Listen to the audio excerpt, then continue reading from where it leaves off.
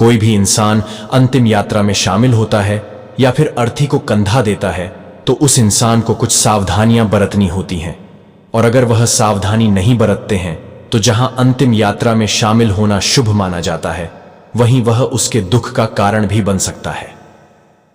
आज हम आपको बताएंगे कि आपको अंतिम यात्रा के दौरान क्या क्या सावधानियां बरतनी चाहिए। लेकिन इससे पहले आपको बताते हैं कि कैसे एक अंतिम यात्रा और शव यात्रा को देखने से आपकी सभी मनोकामनाएं पूर्ण होती हैं।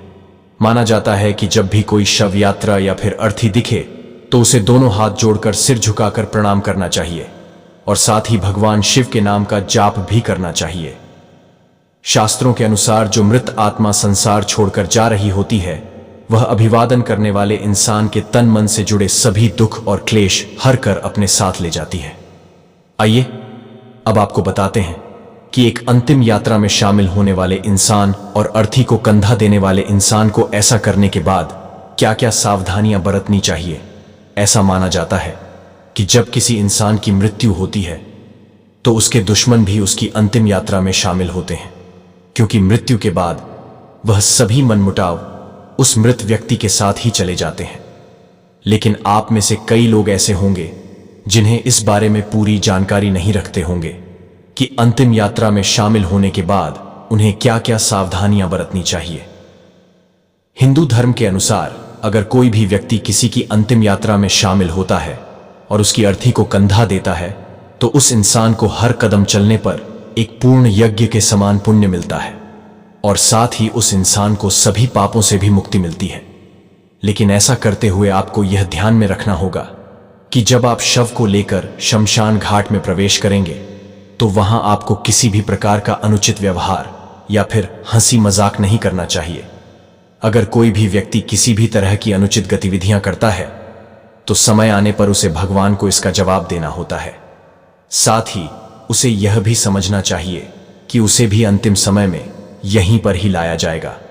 अंतिम संस्कार में शामिल हो रहे सभी को यह भी ध्यान में रखना चाहिए कि अंतिम संस्कार होने के बाद बिना मुड़े किसी नदी या फिर तालाब में कपड़े पहने हुए ही स्नान करना चाहिए और मृत व्यक्ति के नाम पर जल अर्पण करना चाहिए तथा ऐसा करते हुए बिना कुछ बोले घर की ओर चल देना चाहिए। इसके साथ ही आपको जब आप अंतिम संस्कार से लौट रहे हो तो कभी भी आओ चलें शब्द का इस्तेमाल नहीं करना चाहिए, क्योंकि जब तक मृत व्यक्ति जीवित था तब तक उसका आपसे सीधा संबंध था और मरने के बाद वह व्यक्ति प्रेत योनि में प्रवेश कर चुका होता है, जिसके कारण अगर आप लौटते वक्त चलो शब्द का इस्तेमाल करते हैं तो वह इंसान प्रेत रूप में आपके साथ भी चल सकता है।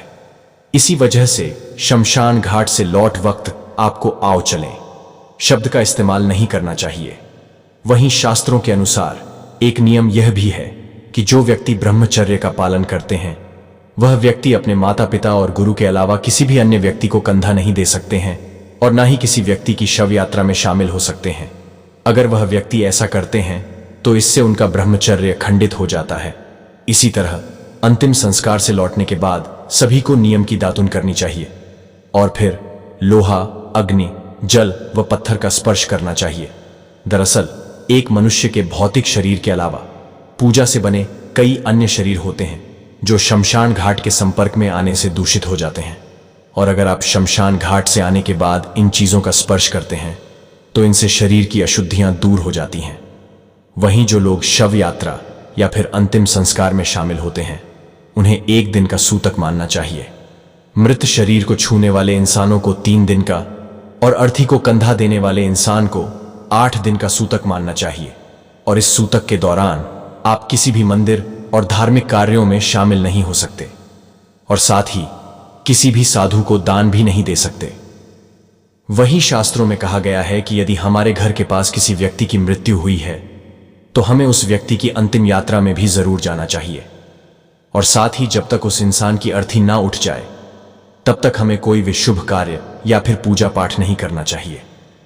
ऐसा इसलिए किया जाता है क्योंकि जहां पर शव पड़ा होता है उसके आसपास का इलाका नकारात्मक ऊर्जा से भर जाता है, जिसे सूतक कहा जाता है।